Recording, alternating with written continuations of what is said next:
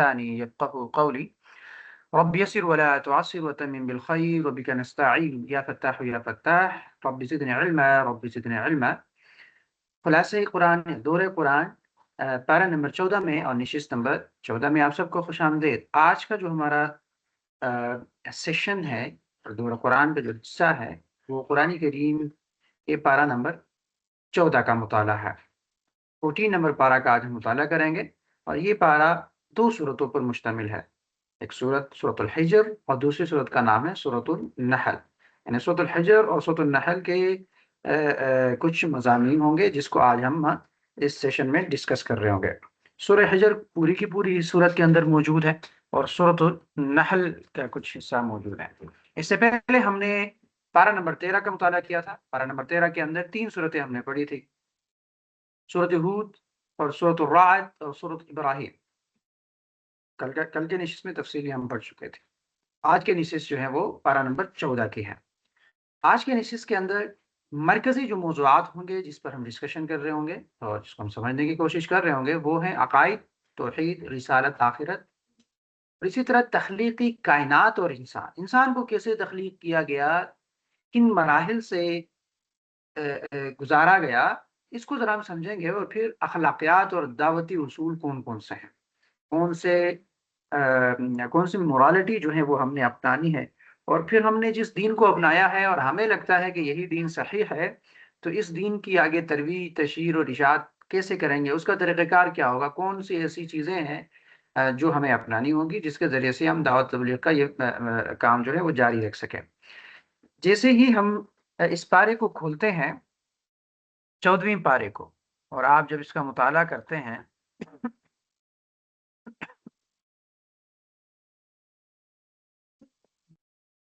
تو آپ کے سامنے الفاظ ہوتے ہیں ربما یود الذین کفروا لو کانوا مسلمین. کافر بہت آرزو کریں گے کہ کاش وہ مسلمان ہوتے. اللہ سبحانہ و تعالیٰ اس آیت میں بتا رہے ہیں کہ ایک وقت ایسا ضرور آئے گا کہ جب کافر شدید حسرت اور افسوس کے ساتھ یہ خواہش کریں گے کہ کاش وہ دنیا میں مسلمان ہوتے. نبی کریم صلی اللہ علیہ وسلم نے فرمایا کہ جب جہنم میں کافر اور کچھ گناہگار مسلمان موجود ہوں گے تو کافر مسلمانوں سے کہیں گے تمہارا اسلام تمہیں کیا فائدہ دے گا، تم بھی تو ہمارے ساتھ جہنم میں ہو. تو مسلمان جواب دیں گے کہ ہمیں اپنے گناہوں کی وجہ سے سزا ملے. پھر اللہ سبحانہ و تعالیٰ حکم دے گا کہ مسلمانوں کو جہنم سے نکال لیا جائے. مسلمانوں کو نکالا جا رہا ہوگا تو کافر حسرت سے کہیں گے کاش ہم بھی مسلمان ہوتے. یعنی الف لام را تلک آیۃ الکتاب وقرآن مبین ربما یود الذین کفروا لو کانوا مسلمین. یعنی کافر آرزو کریں گے کاش ہم بھی مسلمان ہوتے. یاد رکھیے گا قیامت کے دن دونوں طرح کے لوگ تمنا کریں گے، لیکن دونوں کی تمناؤں میں فرق ہوگا. کافر کی تمنا کیا ہوگی؟ وہ شدید حسرت اور افسوس کی وجہ سے ہوگی. وہ چاہے گا کہ کاش وہ ایمان لے آتا دنیا کے اندر، مگر اس وقت کوئی فائدہ نہیں ہوگا ان کی تمنا کا. مومن بھی تمنا کرے گا، مسلمان بھی تمنا کرے گا. مومن کی تمنا کیا ہوگی؟ مومن تمنا کرے گا کہ مزید نیکیاں کما سکے، یعنی وہ مزید نیکیوں کی خواہش کرے گا. اور مومن چاہے گا کہ کاش دنیا میں واپس جا کر اور زیادہ عبادت کرے، یعنی اور زیادہ عبادت کرنے کی تمنا کرے گا. اس لیے اللہ کے رسول نے فرمایا اگر کوئی انسان پوری زندگی اللہ کی عبادت میں گزارے تب بھی قیامت کے دن وہ یہی کہے گا کہ میں نے کچھ نہیں کیا، کاش مجھے دوبارہ دنیا میں بھیجا جائے تاکہ میں مزید نیکیاں کر سکوں. یعنی خلاصہ یہ ہوا کہ کافر کو حقیقت کا احساس بہت دیر سے ہوگا اور اس وقت کی حسرت کسی کام تو آئے گی نہیں. مومن بھی تمنا کرے گا مگر مومن ترقی اور قرب الہی کے لیے تمنا کرے گا. اور اصل کامیابی یہی ہے کہ انسان ابھی سے ایمان اور عمل کی فکر کرے. تو اللہ سبحانہ و تعالیٰ مجھے اور آپ کو ایمان کی قدر کرنے والا بنائے اور ہمیں وہ وقت آنے سے پہلے سنبھلنے کی توفیق بھی عطا فرمائے. اس آیت کے ساتھ اگلی آیت میں اللہ سبحانہ و تعالیٰ فرماتے ہیں ذرهم ذرهم ذرهم يأكلوا ويتمتعوا ويلههم الأمل. اللہ سبحانہ و تعالیٰ اس آیت میں اپنے نبی محمد مصطفیٰ صلی اللہ علیہ وسلم فرماتے ہیں کہ اے محبوب ان لوگوں کو ان کے حال پہ چھوڑ دو کہ دنیا میں کھا پی لے، اپنی خواہشات پوری کر لے اور دنیا کی لذتوں میں جتنا وقت گزارنا چاہتے ہیں گزار لیں. دراصل یہ لوگ یہ دنیا میں کیا کریں گے جی، لمبی لمبی امیدیں رکھیں گے اور یہ لمبی امیدوں میں ایسے گرفتار ہوں گے کہ انہیں نہ ایمان کی فکر ہوگی، نہ اللہ کی اطاعت کی فکر ہے، نہ آخرت کی فکر ہے. پھر لوگ میں اور آپ اپنے اوپر لینا ذرا سوچے کہ ہم بھی تو لمبی لمبی امیدوں میں ایسے گرفتار ہو چکے ہیں کہ نہ ہمیں ایمان کی فکر ہے، نہ اطاعت کی فکر ہے، نہ آخرت کی فکر ہے۔ لیکن یہ حالت ہمیشہ نہیں رہے گی، بہت جلد ایک وقت آئے گا جب قیامت کے دن اپنے اس لاپرواہی، کفر اور شرک کے انجام کو انسان جو اپنے آنکھوں سے دیکھے گا تو اس وقت انہیں احساس ہوگا کہ انہوں نے دنیا کی وقتی لذتوں کے بدلے کتنی بڑی خسارے والی زندگی کو اختیار کیا تھا۔ تو لمبی امیدیں اصل میں کیا ہے؟ اس آیت سے ہمیں یہ بات سمجھ آتی ہے کہ لمبی امید انسان کے لیے بہت خطرناک چیز ہے۔ اس کا مطلب یہ ہے کہ انسان دنیا ہی کو سب کچھ سمجھ لے، دنیا کی محبت میں ڈوب جائے، آخرت کو ٹالتا رہے، یعنی آخرت کو ٹالتا رہے، دنیا کو سب کچھ سمجھتا رہے اور آخرت کو بھلا دے۔ یعنی انسان یہ سوچتا رہے کہ ابھی بہت وقت ہے، بعد میں توبہ کر لوں گا، میں تو کیا ہے جی بعد میں نیک بن جاؤں گا۔ ہاں؟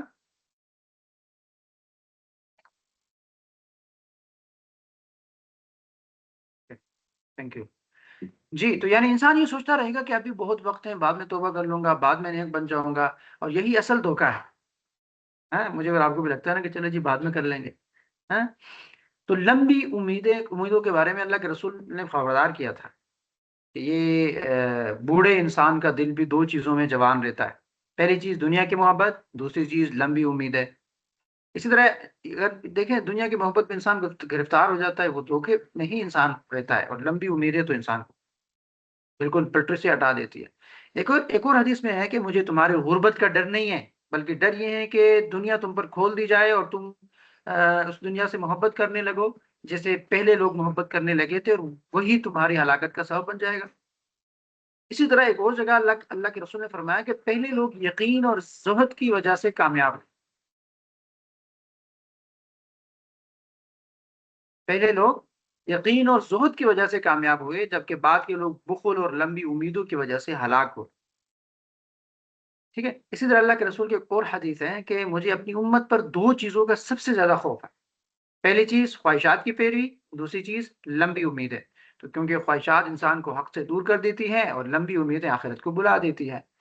تو نبی کریم صلی اللہ علیہ وسلم نے بہت خوبصورت انداز میں یہ بات ہمیں سمجھائی کہ دنیا جانی والی چیز ہے، آخرت آنی والی ہے، آج عمل کا وقت ہے، حساب نہیں ہوگا، یعنی آج حساب نہیں ہو رہا، صرف عمل کا وقت ہے، کل حساب ہوگا لیکن عمل کا موقع نہیں ملے گا۔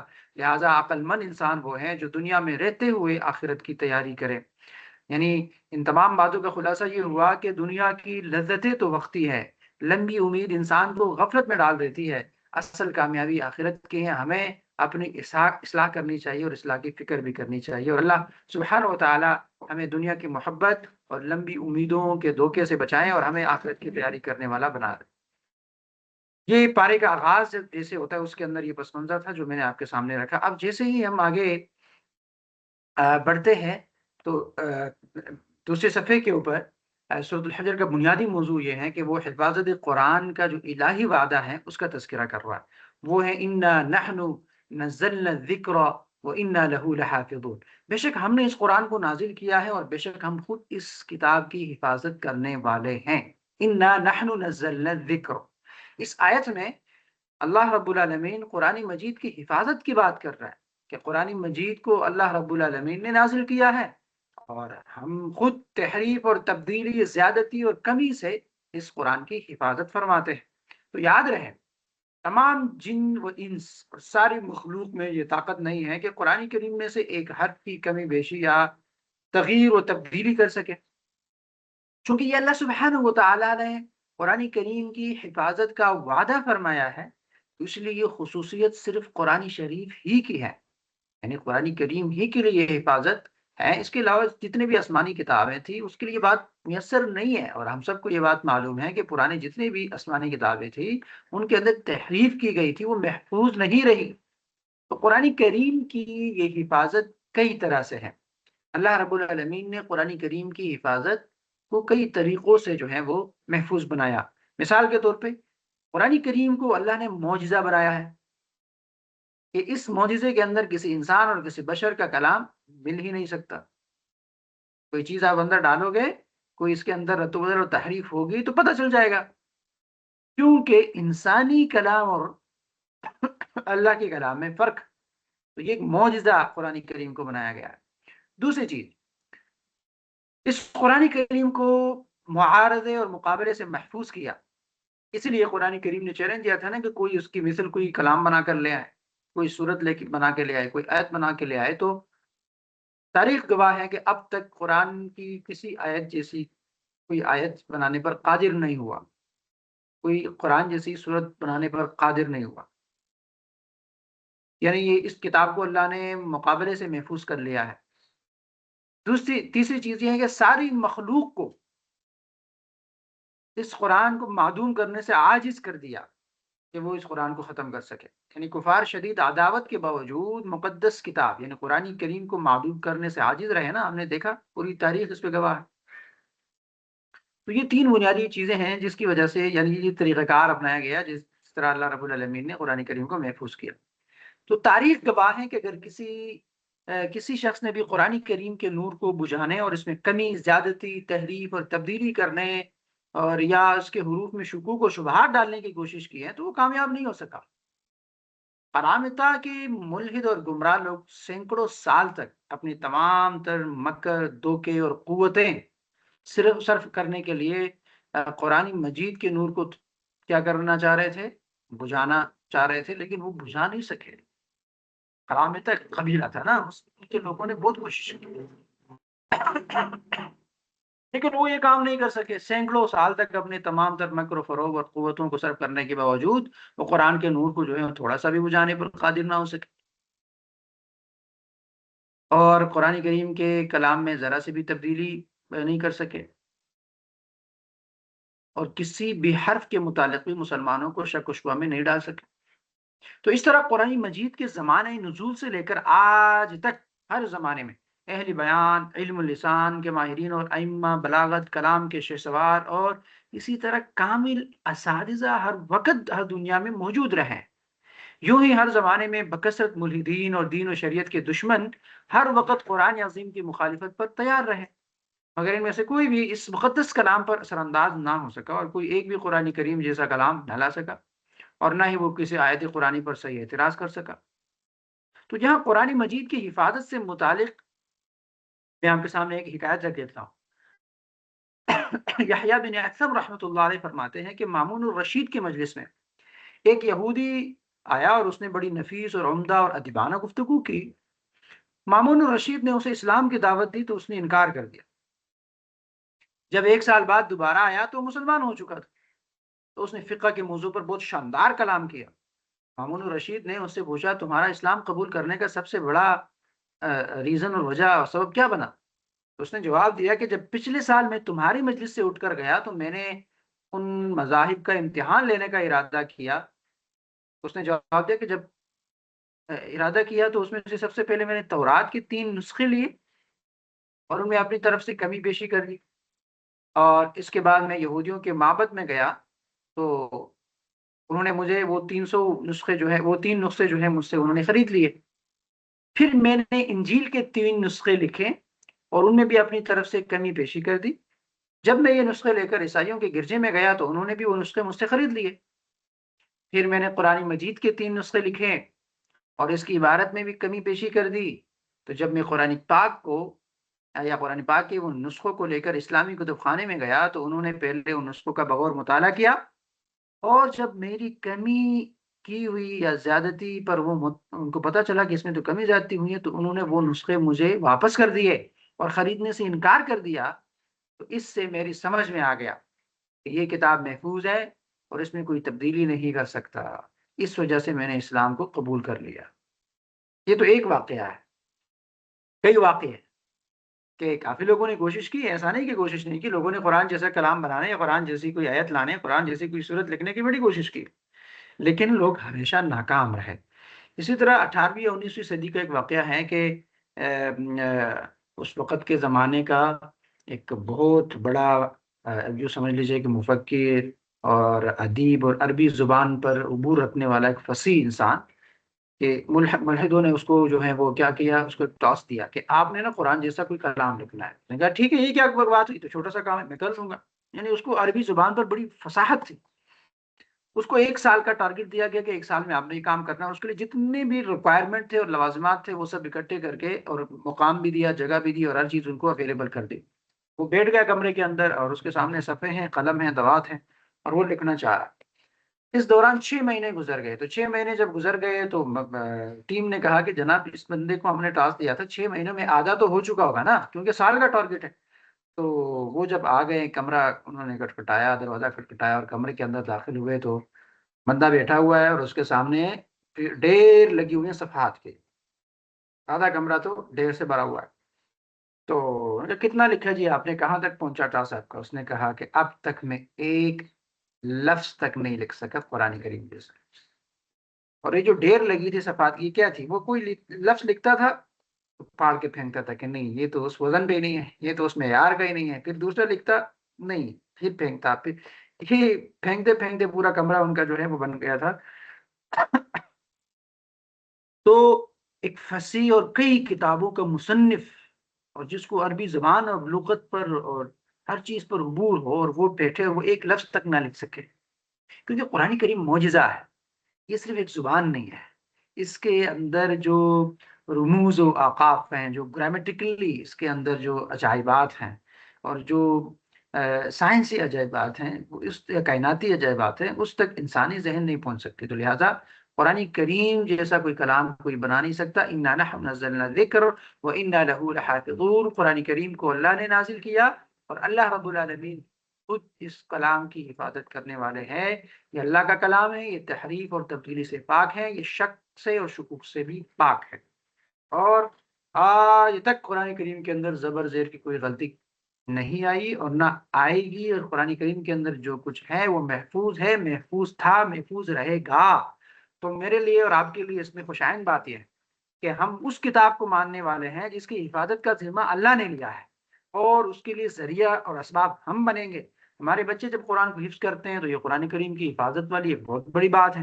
ہم جب قرآن کریم کے علم اور نالج کو سیکھتے ہیں اور اس کی ترویج، تشہیر اور اشاعت کا ذمہ لیتے ہیں تو یہ قرآن کریم کی حفاظت کا ایک بہت بڑا ذریعہ ہے۔ تو لہٰذا ہمیں قرآن کریم کو ہدایت کے لیے پڑھنا ہے اور ہدایت کی کتاب ماننا ہے، کیونکہ یہ اللہ کی کتاب ہے، اس کے اندر کوئی شک بھی نہیں اور کوئی غلطی کا امکان بھی نہیں ہے۔ تو ہدایت کے لیے ہم کہیں اور کسی اور دروازے پر نہ جائیں، یہی ایک دروازہ ہے جس کا نام قرآن ہے، اسی سے ہدایت ملے گی، یہ ہدایت کا منبع ہے۔ تو لہٰذا ہدایت حاصل کرنے کے لیے قرآن کی طرف رجوع کرنی چاہیے۔ اس کے بعد اگلی آیات کے اندر اللہ رب العالمین نے یہاں پہ انسان کی تخلیق کا پورا فلسفہ بیان کیا کہ وَلَقَدْ خَلَقْنَا الْإِنسَانَ مِنْ صَلْصَالٍ مِنْ حَمَإٍ مَسْنُونٍ، کہ ہم نے کیا کیا جی، انسان کو تخلیق کیا اور کھنکھناتی ہوئی مٹی سے انسان کو تخلیق کیا۔ اب یہ پورا واقعہ میں آپ کے سامنے رکھوں گا، یہ سورۃ حجر کے اندر یہ تھوڑی تفصیل کے ساتھ ہے، اس طرح آپ نے پارا 1 کے اندر بھی یہ تھوڑی سی جھلک تھی وہاں پہ، اور اسی طرح یہاں بھی جھلک ہے۔ اور یہ آدم علیہ السلام کا واقعہ جو ہے وہ قرآن کریم کے مختلف 7 جگہوں پہ مختلف انداز میں جو ہے وہ اللہ نے نازل کیا ہے، ٹھیک ہے۔ تو سب سے پہلے ذرا اس چیز کو سمجھتے ہیں کہ قرآن کریم کے اندر جو انسان کی تخلیق کے مختلف مراحل بیان ہوئے ہیں، اس کو ذرا سمجھتے ہیں۔ اب سورۃ الحجر کے اندر وَلَقَدْ خَلَقْنَا الْإِنسَانَ مِنْ صَلْصَالٍ مِنْ حَمَإٍ مَسْنُونٍ، سورۃ الحجر آیت نمبر 26 کے اندر ہے کہ بے شک ہم نے انسان کو کھنکھناتی مٹی سے بنایا جو سڑے ہوئے گارے سے تھی۔ یعنی اس آیت میں اللہ سبحانہ و تعالی انسان کی تخلیق کا ایک مرحلہ بیان فرماتے ہیں۔ یہاں حَمَإٍ مسنون سے مراد ایسا گارا ہے جو پڑا رہنے کی وجہ سے سڑ چکا اور اس سے بدبو بھی آ رہی ہو۔ یعنی اسی رکوع میں یہ جو حَمَإٍ مسنون والی اصطلاح ہے یہ 3 مرتبہ استعمال ہوئی ہے۔ تو اس سے اندازہ لگاؤ اس کی اہمیت کا کہ ایسا گارا جو پڑا رہنے کی وجہ سے سڑ چکا ہو، اس کے لیے اس سے انسان کو تخلیق کی، یہ پہلا مرحلہ۔ پھر مختلف مراحل ہیں قرآن مجید کے اندر، یعنی قرآن مجید میں انسان کی تخلیق کے لیے مختلف الفاظ اللہ نے استعمال کیے، اور یہ سب ایک ہی بات کو دہرانے کے لیے نہیں کیے بلکہ مختلف مراحل کو بیان کرنے کے لیے مختلف الفاظ استعمال کیے۔ مثال کے طور پہ سورۃ الروم آیت نمبر 20 کے اندر اللہ فرماتے ہیں وَمِنْ آیَاتِهِ أَنْ خَلَقَكُم مِّن تُرَابٍ، یعنی اللہ کی نشانیوں میں سے یہ ہے کہ اس نے تمہیں مٹی سے بنایا، مٹی سے پیدا کیا، یعنی سب سے پہلا مرحلہ سادہ مٹی ہے۔ پھر دوسرا مرحلہ کیا ہے، وہ گارا، یعنی جس کو عربی میں طین کہتے ہیں، یعنی مٹی میں جب پانی مل جائے نا تو وہ گارا بن جاتی ہے، جسے عربی میں طین کہا جاتا ہے۔ تو سورۃ الاعراف آیت نمبر 12 میں اللہ نے فرمایا خلقتنی من نار وخلقتہ من طین، یعنی شیطان نے کہا کہ مجھے تو آپ نے آگ سے بنایا ہے اور آدم کو آپ نے مٹی سے بنایا ہے، تو من طین، طین کا لفظ آیا، تو یہ وہ گارا ہے جس کے یعنی مٹی کے اندر جب پانی مل جاتا ہے تو وہ گارا بن جاتی ہے۔ اسی طرح تیسرا مرحلہ یہ ہے سورۃ الصافات آیت نمبر 11 میں کہ انا خلقناہم من طین لازب، ایک تھا طین اور ایک ہے طین لازب یعنی لیسدار گارا، بے شک ہم نے چپکنے والے گارے سے پیدا کیا، لیسدار گارے سے، یعنی یہ وہ گارا ہے جو وقت گزرنے اور عملی تخمیر کی وجہ سے گاڑا اور چپکنے والا بن جائے، جیسے کہ اس میں جو ہے وہ بوسا وغیرہ ملایا ہوا ہو، اس کو طین لازب کہتے ہیں۔ تیسرا مرحلہ۔ چوتھا مرحلہ کہ جب یہی گارا مزید پڑا رہے تو اسے پھر حمأ مسنون کہتے ہیں۔ اب ترتیب کو ذہن میں رکھیں، پیچھے ہم نے پڑھا اسی کو اگر مزید رہنے دے اس گارے کو تو اسے حمأ مسنون بن جائے گا، اور پھر پانچواں یعنی حمأ مسنون کنکناتی ہوئی، یعنی اس سے ایک طرح سے آپ یوں سمجھتے کہ آواز نکلتی ہے جب وہ خشک ہوتی ہے۔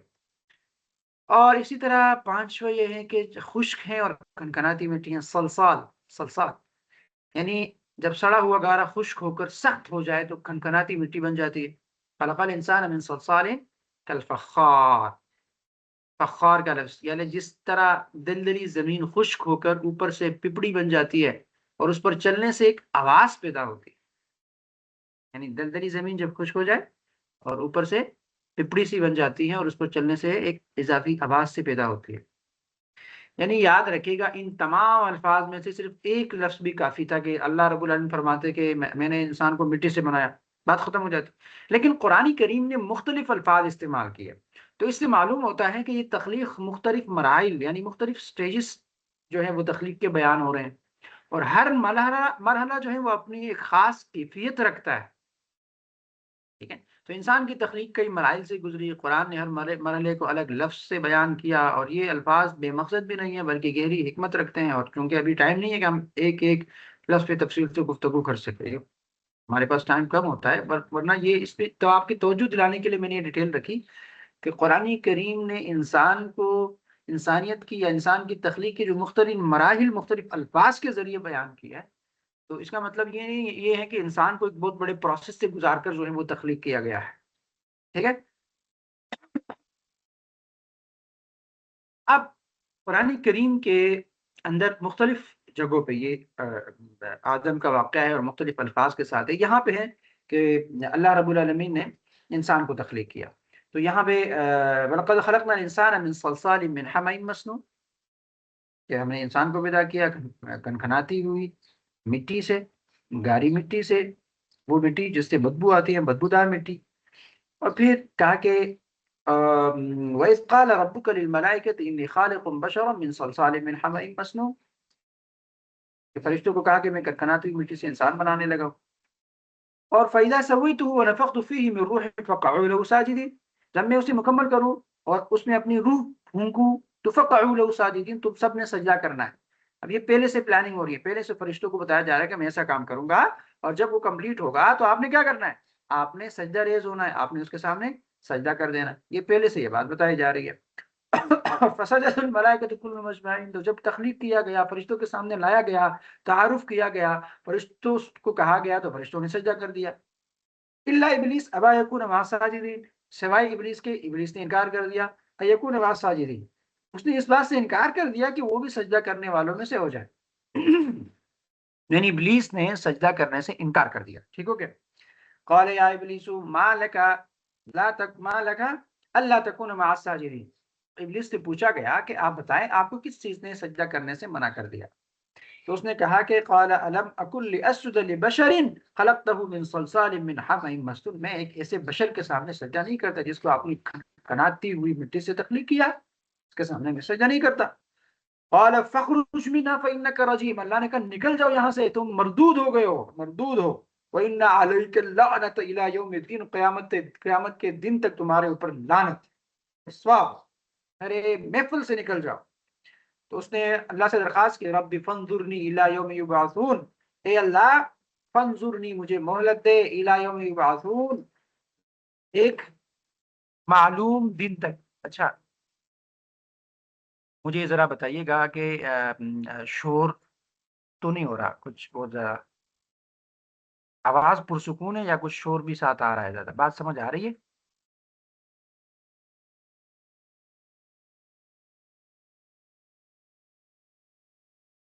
جی، اگر کوئی جاگ رہے ہیں تو جواب دیجیے، مجھے لگ رہا ہے کہ یہاں باہر گاڑیوں کا شور کچھ زیادہ آ رہا ہے، اگر آپ کو محسوس ہو رہا ہے تو بتائیے گا۔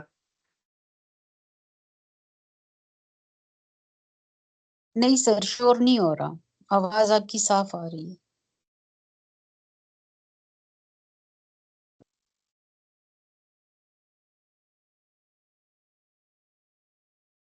چلے، میں نے دروازہ بھی تو کلوز کر دیا، مجھے تھوڑا فیل ہو رہا تھا کہ کچھ زیادہ شور آ رہا ہے۔ چلے، جزاکم اللہ۔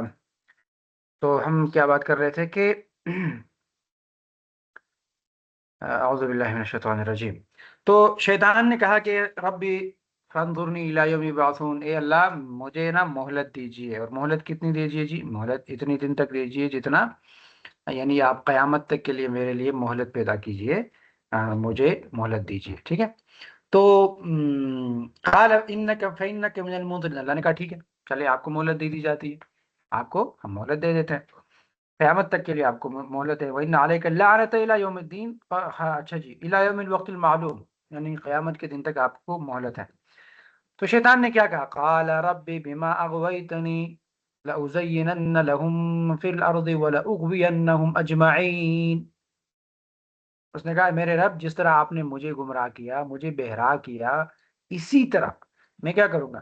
اغویتنی لأزینن لہم، میں لأزینن لہم، میں مزین کر دوں گا ان سب کے لیے زمین میں، اور اغوینہم اجمعین، اور ان سب کو کیا کروں گا؟ گمراہ کروں گا، یعنی دنیا کو مزین کر دوں گا، دنیا کی ہر چیز کو اچھا بنا دوں گا، ان کو گناہوں کو مزین کر کے پیش کروں گا، ان کو مال کو مزین بنا کے پیش کروں گا، وہ مال کے پیچھے لگیں گے، عورتوں کے پیچھے لگیں گے، خواہشات کے پیچھے لگیں گے، جاہ و جلال کے پیچھے لگیں گے، عزت و مقام و مرتبہ کے پیچھے لگیں گے، ان کے پیچھے لگا کے سب کو گمراہ کروں گا، آدمی یعنی آدم کی پوری اولاد کو گمراہ کروں گا، چھوڑوں گا نہیں۔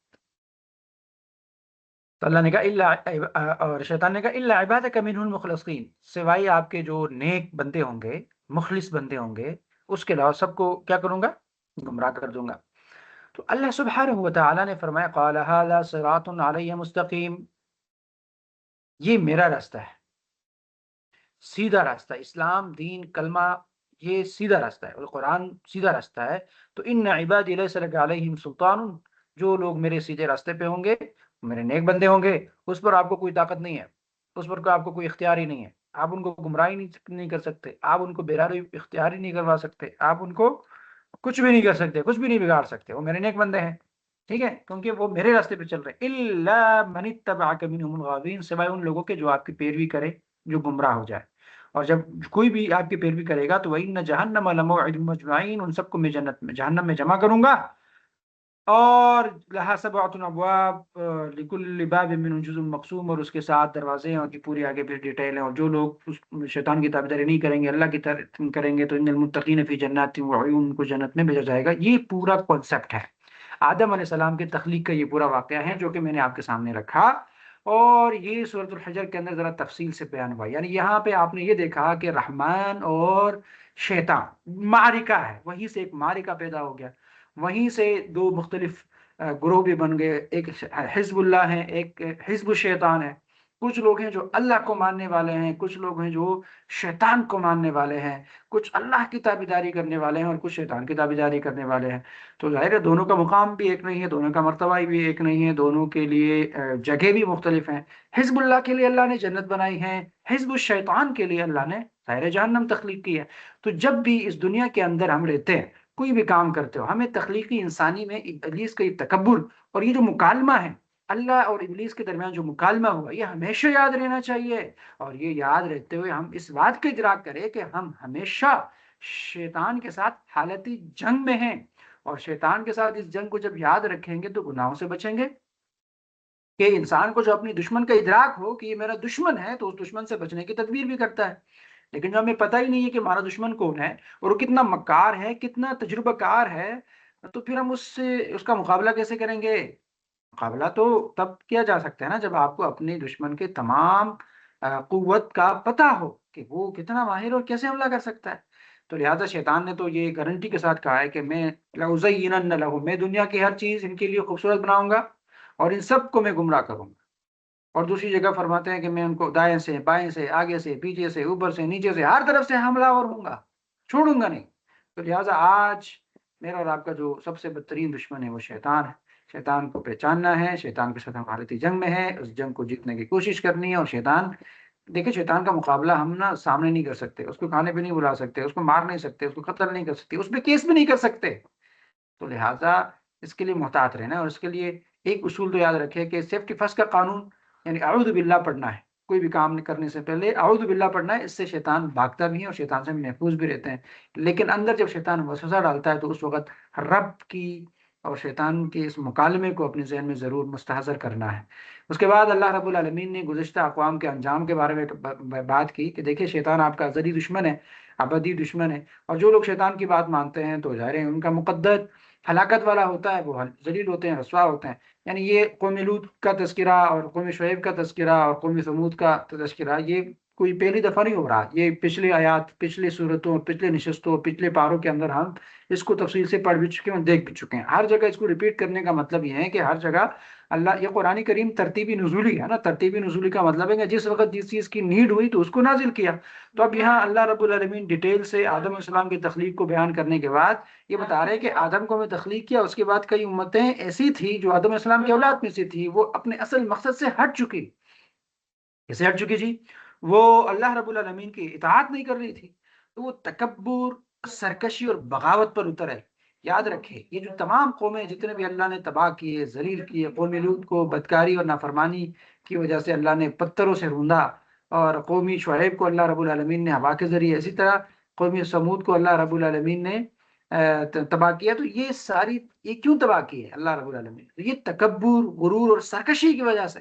انہوں نے تکبر کیا، اللہ کے حکم کو چیلنج کیا، غرور کیا، سرکشی کی، اللہ کے احکامات کو نہیں مانا، تو اللہ رب العالمین نے صفاستی سے مٹا دیا، نابود، نیست و نابود کر دیا، رسوا کر دیا، ختم کر دیا۔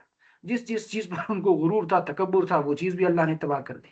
تو میرے اور آپ کے لیے اس میں یہی پیغام ہے کہ دیکھیں آدم کو اللہ نے اپنی عبادت کے لیے تخلیق کیا، شیطان نے یہ اللہ رب العالمین سے مکالمہ کیا کہ میں آدم کے اولاد کو گمراہ کروں گا۔ اللہ رب العالمین نے کہا کہ میرے نیک بندوں پر آپ کو کوئی استطاعت اور کوئی طاقت نہیں ہے، تو جو بھی آپ کی تابعداری کریں گے تو ان کو ہلاک کریں گے۔ تو یہاں اللہ نے کہا کہ دیکھیں فلاں فلاں فلاں فلاں قوم وہ شیطان کی تابعداری کر رہی تھی، وہ غرور کر رہی تھی، وہ تکبر کر رہی تھی، اور وہ سرکشی اور بغاوت پر اتر آئی تھی، تو ہم نے اس کو ذلیل کر دیا، نیست و نابود کر دیا، ختم کر دیا۔ یہ تاریخ کیا اور آپ سے ہم آپ کو بتا رہے ہیں، اور میرے اور آپ کے لیے یہی اللہ پیغام دے رہا ہے کہ یہ اگر آپ بھی شیطان کی بندگی کریں گے اور بغاوت اور سرکشی کریں گے تو پھر کیا ہوگا؟ پھر یہی ہوگا کہ ذلیل ہوں گے، رسوا ہوں گے۔ تو ان واقعات کو بیان کرنے کے بعد ہمارے لیے پیغام کیا ہے؟ ہمارے لیے پیغام یہی ہے کہ دیکھیں عافیت اور اللہ رب العالمین کی محبت وہ کس میں ہے؟ وہ اطاعت میں ہے، وہ ساری تسلیم خم کرنے میں ہے، اور وہ عاجزی میں ہے۔ یہ قوم کیوں تباہ ہوئی تھی؟ یہ غرور کی وجہ سے، تکبر کی وجہ سے اور سرکشی کی وجہ سے۔ تو ہم کیا کریں گے؟ ہم اطاعت کریں گے، اللہ رب العالمین کے سامنے ساری تسلیم خم کریں گے اور عاجزی اختیار کریں گے۔ یہی پیغام کے لیے آیات نازل ہوتی ہے۔ یہ سورۃ الحجر کے بنیادی بڑے موضوعات ہیں جو میں نے آپ کے سامنے رکھے، مزید بھی اس میں بہت ساری چیزیں ہیں، لیکن آپ کو پتا ہے کہ دورہ قرآن کے اندر ہم 2-3 ایسے بڑے ٹاپک لیتے ہیں جس پر ہم تفصیلی گفتگو کر سکیں۔ اب آئیے آگے ہیں سورۃ النحل۔ یہ دوسری صورت ہے جو کہ اس 14ویں پارے کے اندر موجود ہے۔ سورۃ النحل قرآن کریم کی 16ویں صورت ہے، اور یہ مکی صورتوں میں شامل ہے۔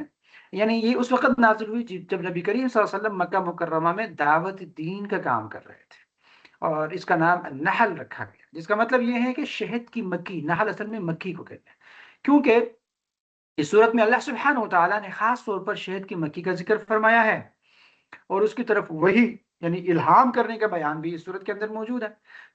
تو اس سے اللہ رب العالمین کی قدرت، حکمت اور نظامی کائنات کی خوبصورتی بھی ظاہر ہوتی ہے کہ ایک چھوٹی سی مخلوق بھی اللہ کے حکم کے تحت ایک عظیم نظام پر چل رہی ہے۔ یہ ایک منٹ، میں نے واٹس ایپ پہ کوئی کال شروع کرنی تھی، وہ نہیں کر سکے شاید۔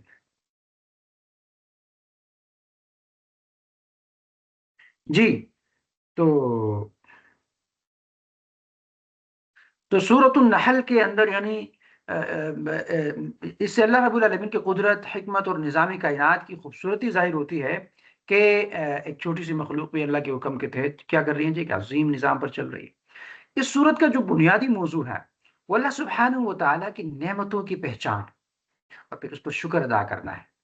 اللہ سبحانہ و تعالیٰ انسان کو بار بار اپنی مختلف نعمتیں یاد دلاتے ہیں، جیسے آسمان اور زمین کی تخلیق ہے، بارش کا نزول ہے، کھیتوں اور پھلوں کا اگنا ہے، جانوروں کا انسان کے لیے مسخر ہو جانا ہے، اور دن رات کا جو نظام اللہ نے تخلیق کیا ہے۔ تو ان تمام نشانیوں کے ذریعے انسان کو یہ سمجھایا جاتا ہے کہ یہ سب کچھ کسی اتفاق کا نتیجہ نہیں ہے، بلکہ قادر مطلق رب کی نشانی ہے جو اکیلا عبادت کے لائق ہیں۔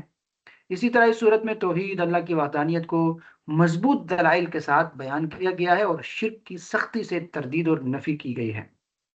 یہ سورۃ النحل کا جو ہے مختصر یوں سمجھے کہ خلاصہ ہے۔ اب اس کے اندر شہد کی مکھی کی بات ہے اسپیشلی، شہد کی مکھی جو ہے اس کو تفصیل سے ذرا اس میں کیا کیا گیا ہے، بیان کیا گیا۔ اب جو آیت ہے، جس آیت کے اندر یہ ہے وہ آیت نمبر 69 سورۃ النحل کے، وَأَوْحَىٰ رَبُّكَ إِلَى النَّحْلِ أَنِ اتَّخِذِي مِنَ الْجِبَالِ بُيُوتًا وَمِنَ الشَّجَرِ وَمِمَّا يَعْرِشُونَ ثُمَّ كُلِي مِن كُلِّ الثَّمَرَاتِ فَاسْلُكِي سُبُلَ رَبِّكَ ذُلَلًا يَخْرُجُ مِن بُطُونِهَا شَرَابٌ مُخْتَلِفٌ أَلْوَانُهُ فِيهِ شِفَاءٌ لِلنَّاسِ إِنَّ فِي ذَلِكَ لَآيَاتٍ لِقَوْمٍ يَتَفَكَّرُونَ۔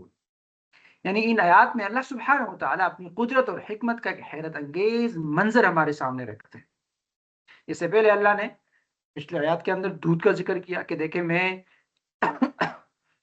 یعنی گوبر اور خون، اس کے درمیان میں نے دودھ پیدا کیا اور آپ کو دودھ دیا، بالکل صاف ایک کارخانہ لگا دیا دودھ کا۔ گوبر اور خون کے درمیان میں دونوں چیزیں گندی چیزیں ہیں، دونوں کے درمیان میں ایک پاکیزہ چیز کی فیکٹری لگا دی اور خون بنا کر دیتا ہوں۔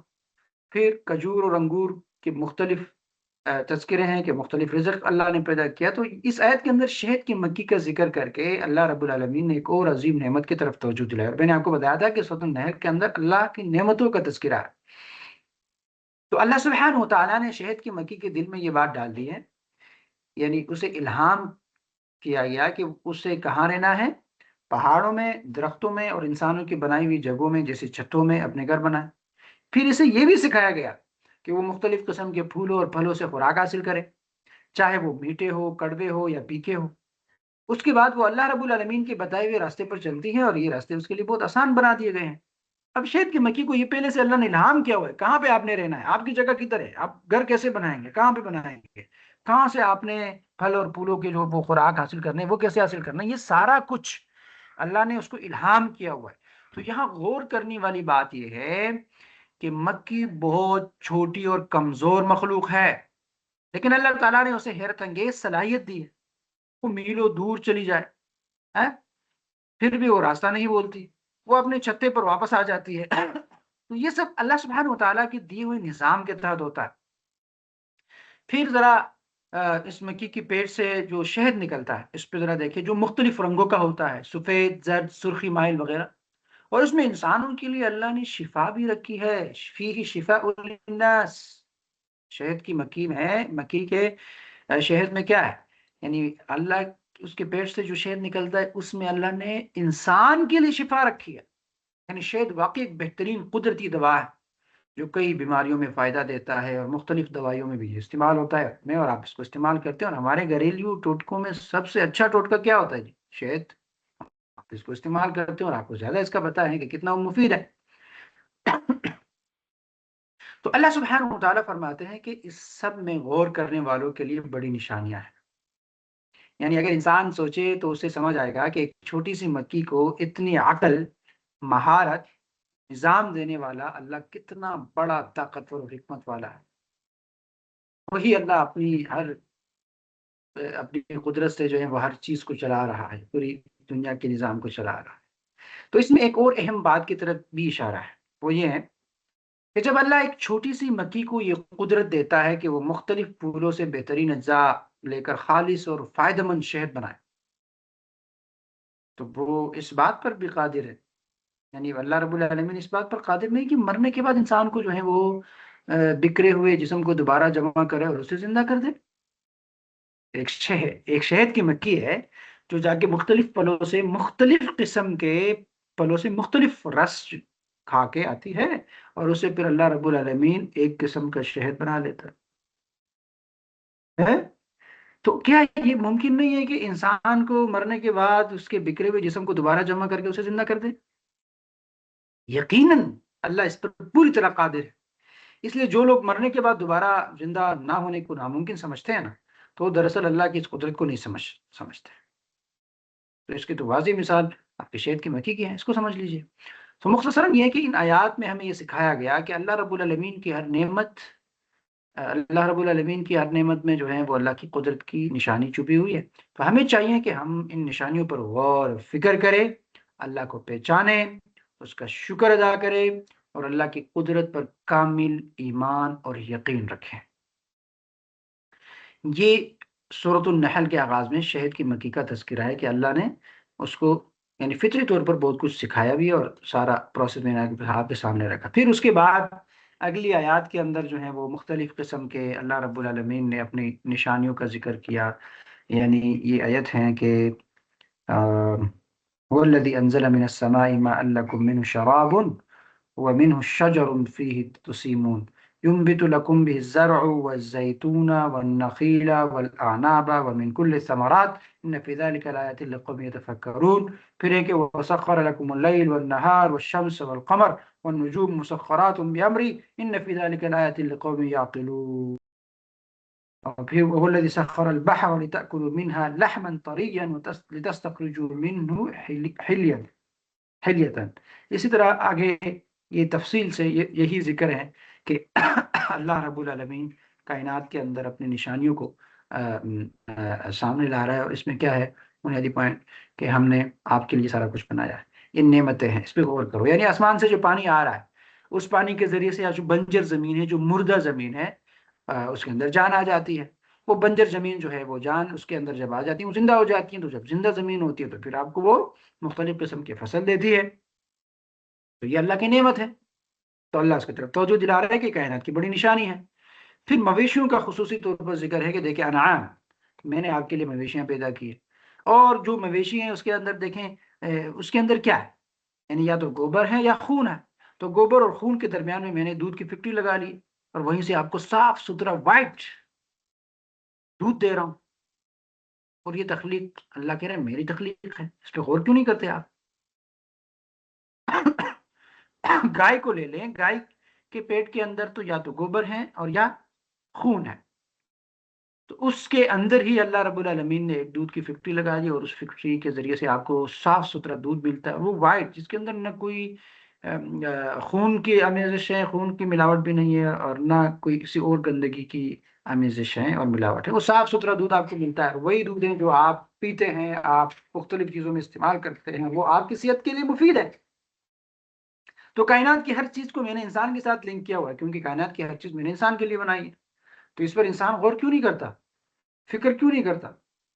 پھر پھل اور باغات کی اللہ نے بات کی کہ انسان کے رزق کے لیے میں نے یہ بہت ساری چیزیں پیدا کی ہیں، تو انسان اس پر لقوم یتفکرون، یعنی من کل ثمرات ان فی ذلک لآیات لقوم یتفکرون، یہ تو تفکر کا سامان ہے، تو انسان اس پہ غور و فکر کیوں نہیں کرتا کہ اللہ نے مجھے ایک ہی زمین سے مختلف قسم کے پھل دیے، اور ایک ہی زمین میں مختلف قسم کے پھل کا مطلب یہ بھی ہے تو ہے نا کہ ایک زمین سے 7 قسم کے انگور نکلتے ہیں بھائی، ان سب کو ایک جیسا پانی مل رہا ہے، ان سب کو جو ہے ایک جیسی دھوپ مل رہی ہے، لیکن وہ ذائقے میں مختلف، کلر میں مختلف، ہر چیز میں مختلف ہوتی ہے۔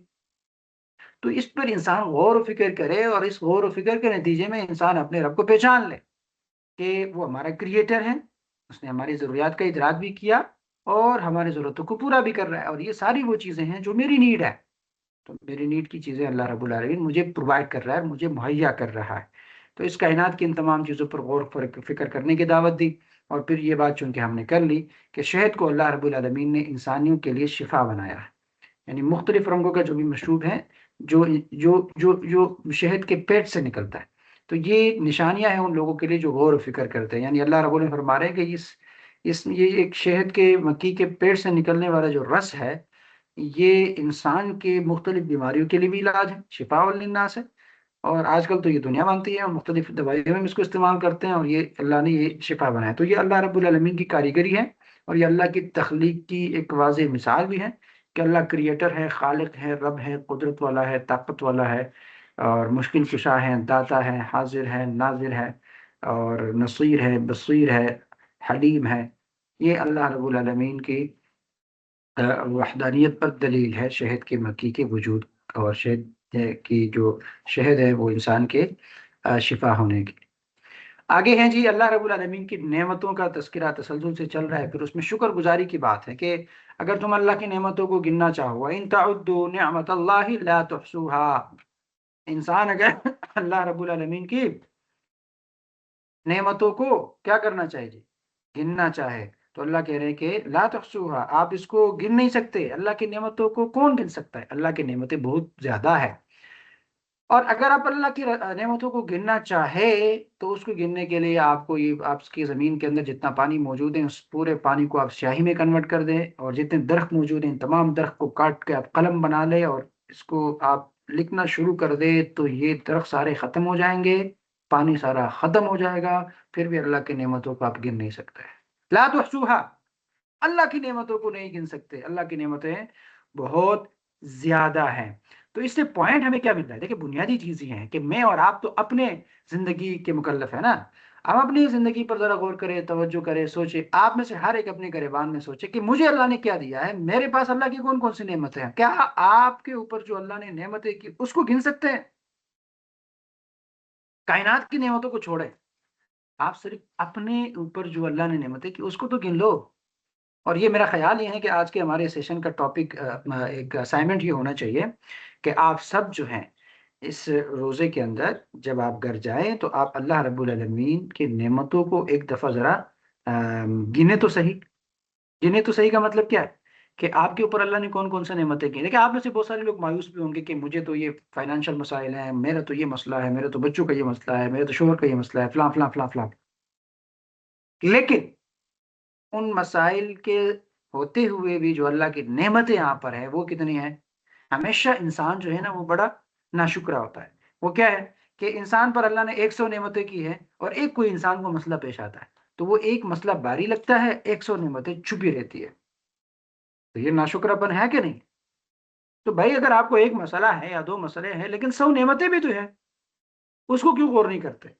تو اسی لیے سائیکالوجی کے مطابق اس چیز کو ذرا سمجھ لیجئے کہ جب آپ لکھیں گے نا کہ میرے اوپر اللہ کی یہ نعمت ہے، یہ نعمت ہے، یہ نعمت ہے، یہ نعمت ہے، یہ نعمت ہے، یہ نعمت ہے، سارے لکھ لیں گے اور پھر کہیں گے کہ پریشانی ایک ہے 2 ہے، تو یقین مانے سائیکالوجیکلی آپ کو کیا ہو جائے گا، ریلیکسن مل جائے گی اور سکون سا ملے گا کہ اتنے زیادہ نعمتیں کیوں نظر نہیں آ رہی مجھے، اور ایک ہی مسئلہ ہے جو میرے سر پہ چڑھا ہوا ہے اور اسی کی وجہ سے میں نے اپنے آپ کو دبایا ہوا ہے اور ڈپریشن اور انزائٹی کی مریضہ بن چکی ہوں. تو لہٰذا اللہ کی نعمتوں کو گن تو ہم نہیں سکتے، لیکن میرے اوپر جو اللہ کی خاص نعمتیں ہیں اس کو لکھ سکتی ہوں. اس کو لکھیں اپنے سامنے اور لکھ کے پھر اپنے گھر کے دروازے یا کمرے پر آپ نے اس کو لٹکائیں کہ روزانہ آپ کی نظر پڑے اللہ نے مجھے یہ دی ہے، الحمدللہ، الحمدللہ، اللہ تعالیٰ شکر ہے. تو دیکھیں مسائل ہر کسی کے ساتھ ہوتا ہے، زندگی اتار چڑھاؤ کا نام ہے. آپ میں سے کسی نہ کسی طریقے سے کسی کو کوئی مسئلہ ہوگا.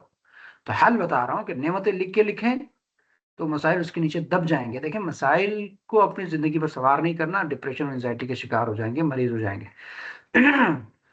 تو انسان کو کرنا کیا چاہیے کہ اللہ کی نعمتوں کی پہچان ہو اور اس کو دیکھے اور اس کو پہچانے اور پھر حقیقی طور پر اللہ کا شکر ادا کرے. اور جب بھی میں شکر کی بات کرتا ہوں میں عمومی طور پر آپ کو یہ بات سمجھاتا رہتا ہوں کہ دیکھیں شکر کا مطلب کیا ہے. ایک ہمارے ہاں عرف میں جو شکر ادا کیا جاتا ہے کہ کھانا کھانے کے بعد کہ الحمدللہ یا اللہ تعالیٰ شکر ہے اور بس ہم نے شکر ادا کیا. دس از ناٹ شکر. یہ شکر کا کنسیپٹ نہیں ہے. اسلام جس چیز کو شکر کہتا ہے وہ کیا ہے؟ وہ یہ ہے کہ زبان سے بھی آپ الفاظ ادا کریں لیکن حقیقی طور پر اعمال، افعال، اطوار، کردار کے ذریعے سے اللہ کا شکر ادا کرنا ہے. وہ کیا ہے؟ کیا مطلب؟ اللہ نے آپ کو کھانا دیا، پانی دیا، آپ نے کھانا کھایا، پانی پیا. اب کھانے اور پینے کے ذریعے سے آپ کے جسم کو ایک انرجی ملی، طاقت ملی، قوت ملی. اب اسی قوت اور طاقت کو اللہ کے بتائی ہوئے اصول کے مطابق صرف کرنا، لگانا، اسی کو شکر کہتے ہیں. کیونکہ آپ کے اندر طاقت کیوں آئی؟ کھانے کی وجہ سے. کھانا کس نے دیا؟ اللہ نے دیا. تو اب جو طاقت آئی ہے جس کی وجہ سے آپ کے ہاتھ چل رہے ہیں، کان چل رہے ہیں، ناک چل رہا ہے، زبان چل رہی ہے، پاؤں چل رہا ہے، دل چل رہا ہے، گردے چل رہے ہیں، تو یہ چیزیں جو چل رہی ہیں، سسٹم پورا چل رہا ہے، تو اس پورے سسٹم کو اب اللہ کے خلاف استعمال نہ کرو، یہ شکر ہے بھائی۔ ایسا نہیں ہو سکتا کہ ہم کھانا کھانے کے بعد کہے ڈکار لے کہ الحمدللہ، اور پھر اٹھے اور پھر جو ہے گناہ کی طرف جائے، یہ تو ناشکری ہے۔ اللہ نے آپ کو پیسہ دیا، مال دولت جو عہدہ، اس کو ویسے استعمال کرو جس طرح اللہ چاہتا ہے۔ تو جب ایسے ہی استعمال کریں گے جس طرح اللہ چاہتا ہے، تو یہ کیا ہو جائے گا؟ یہ شکر ہو جائے گا، اور اسی شکر کو ہم نے سمجھنا بھی ہے اور اسی شکر کو ہم نے کرنا بھی ہے۔ آگے جو ہے اس سورۃ النحل کے اندر جامع اخلاقی ہدایات کا ایک چارٹ دیا گیا ہے، اور اس کے اندر 3 حکم ہیں اور 3 ممانعتیں ہیں۔ 3 چیزوں سے منع کیا گیا اور 3 چیزوں کا حکم دیا گیا ہے۔ تو ان اللہ یأمر بالعدل والاحسان وایتاء ذی القربى وینهى عن الفحشاء والمنکر والبغی یعظکم لعلکم تذکرون۔ یعنی 3 چیزوں کا حکم ہے، بالعدل والاحسان وایتاء ذی القربى، اس کا حکم ہے، اور 3 چیزوں سے منع کیا، فحاشی، منکر اور بغی۔ اس کو ذرا سمجھتے ہیں۔ یعنی عدل و انصاف، یعنی عام فہم معنی یہ ہے کہ ہر حقدار کو اس کا حق دیا جائے۔ یعنی اللہ رب العالمین عدل و احسان کا حکم فرماتا ہے نا، ان اللہ یأمر بالعدل والاحسان۔ تو عدل انصاف کیا ہے؟ تو عدل انصاف عام فہم معنی تو یہ ہے کہ ہر حقدار کو اس کا حق ادا کیا جائے، دیا جائے، اور کسی پر ظلم نہ کیا جائے۔ اسی طرح عقائد، عبادات اور معاملات میں افراط و تفریط سے بچ کر درمیانی راستہ اختیار کیا جائے، یہ بھی عدل میں داخل ہے۔ جیسے بندہ نہ تو دہریوں کی طرح اللہ سبحانہ و تعالیٰ کے وجود کا انکار کرے، اور نہ مشرکوں کی طرح اللہ سبحانہ و تعالیٰ کو شریک ٹھہرانے لگے، بلکہ اسے چاہیے کہ اللہ سبحانہ و تعالیٰ کو موجود واحد لا شریک مانے۔ اسی طرح نہ تو یہ نظریہ رکھے کہ اللہ سبحانہ و تعالیٰ مومن بندے کے کسی گناہ کا مواخذہ نہیں فرمائے گا، اور نہ ہی یہ عقیدہ رکھے کہ کبیرہ گناہ کرنے والا ہمیشہ جہنم میں رہے گا، بلکہ انسان یہ عقیدہ رکھے کہ گناہ گار مسلمان کا معاملہ اللہ سبحانہ و تعالیٰ کی مشیت پر موقوف ہے، وہ چاہے تو اسے سزا دے گا اور چاہے تو اسے معاف کر دے گا۔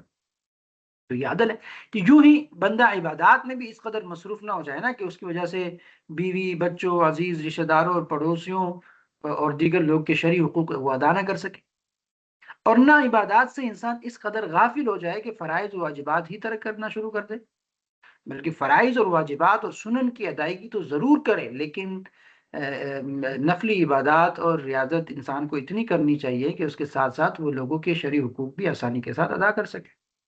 تو ایسے ہی سخاوت کرنا بھی بہت بڑا اور عمدہ فعل ہے، لیکن یہ نہ اتنی کم ہو کہ بندہ بخل کے دائرے میں داخل ہو جائے، اور نہ اتنی زیادہ ہو کہ وہ فضول خرچی میں شامل ہو جائے، یعنی ان دونوں کے درمیان، یعنی ہر چیز میں انسان کو اللہ عدل عدل کا حکم دیتا ہے، اور عبادات ہیں، معاملات ہیں، معاشرت ہے، جو بھی چیزیں میں نے کئی مثالوں سے سمجھایا۔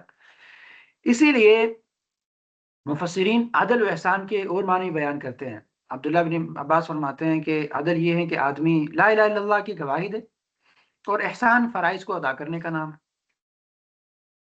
اور اسی طرح ایک اور روایت ہے کہ عدل شرک کو ترک کرنے کا نام ہے، اور احسان یہ ہے کہ اللہ سبحانہ و تعالیٰ کی اس طرح عبادت کرنا گویا وہ تمہیں دیکھ رہا ہے، گویا کہ آپ کو لگ رہا ہے کہ اللہ مجھے دیکھ رہا ہے، تو یہ احسان ہے۔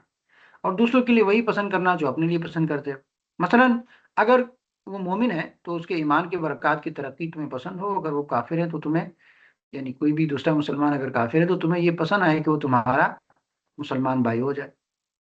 تو یہ مختلف قسم کے عدل اور احسان کے مختلف معنی جو ہیں مختلف تفاسیر کے اندر مختلف مفسرین نے بیان کیے، لیکن عدل و احسان دونوں پر ہمیں عمل کرنا چاہیے۔ پوائنٹ یہ ہے کہ یہ حکم ہے نا کہ مسلمان کیا کرے جی، عدل و احسان کرے، تو جب حکم ہے تو حکم پر عمل پیرا ہونا چاہیے۔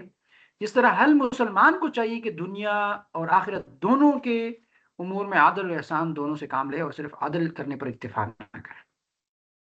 چنانچہ اسی بات کو سمجھاتے ہوئے امام محمد غزالی رحمہ اللہ فرماتے ہیں کہ اللہ سبحانہ و تعالیٰ نے عدل و احسان دونوں کا حکم دیا ہے، اور عدل ہی نجات کا باعث ہے، اور تجارت میں وہ مالی تجارت کی طرح ضروری ہے، اور احسان کامیابی اور خوشبختی کا سبب ہے، اور تجارت میں یہ نفع کی طرح ہے، لہٰذا وہ آدمی عقل مند لوگوں میں شمار نہیں ہوتا جو دنیوی معاملات میں صرف مال پر اکتفا کرے۔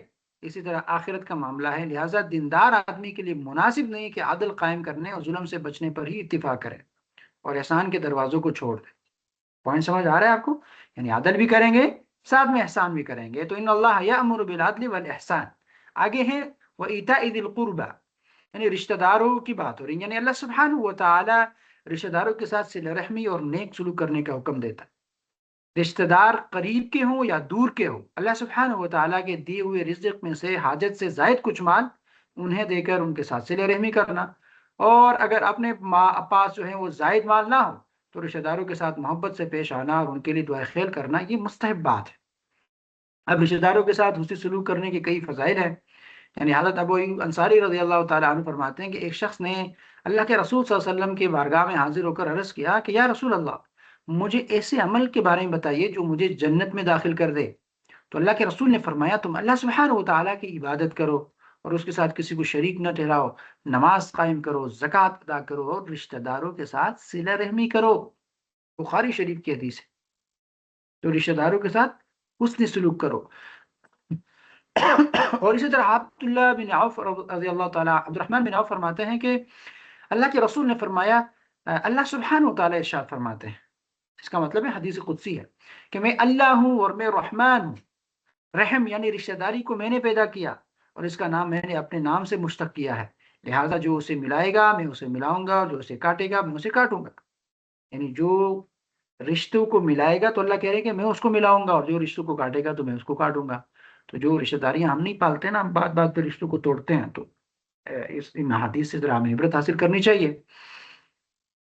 اسی طرح عاصم رضی اللہ تعالیٰ عنہ فرماتے ہیں کہ اللہ کے رسول نے ارشاد فرمایا کہ جس کو یہ پسند ہو کہ عمر میں درازی ہو، رزق میں وسعت ہو اور بری موت اس سے دفع ہو جائے تو اللہ سبحانہ و تعالیٰ سے ڈرتا رہے۔ اور دوسری بات کیا کی؟ رشتہ داروں سے اچھا سلوک کرے۔ یعنی جس کو یہ پسند ہے کہ میری عمر دراز ہو جائے، میرے رزق میں وسعت آ جائے اور میں بری موت سے کیا ہو جاؤں، بچ جاؤں، تو وہ ایک تو اللہ سے ڈرے، دوسرا رشتہ داروں سے اچھا سلوک کرے۔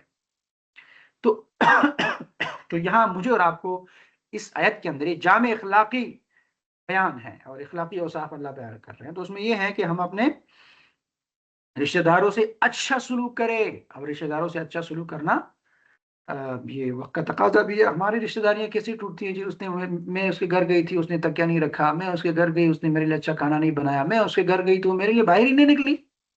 تو ان چھوٹی چھوٹی کوڑا موڑا سے ہم کیا کرتے ہیں جی، رشتوں کو ختم کرتے ہیں۔ تو رشتوں کو پالنا ہے۔ قرآن کریم نے اللہ نے فرمایا کہ جو اس کو میں نے جوڑنے کا حکم دیا ہے اس کو کاٹنے والے کیا ہے؟ فاسق ہے۔